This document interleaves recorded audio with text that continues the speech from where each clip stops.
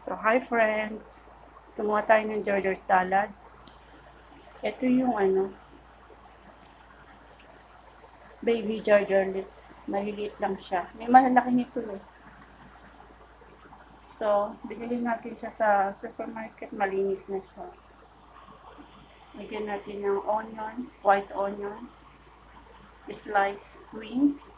Meron siyang beetroot, tomatoes, at radish. Itong radish na maliliit.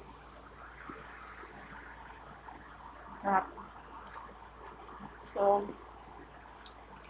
best serve po ito pagka kakainin nyo na, tsaka nyo ilagay yung sauce. Ang sauce nito, friends, ay balsam, olive oil,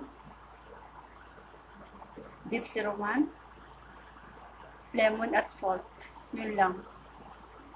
So, lagyan nyo na sauce kung kakainin nyo na para hindi siya malanta.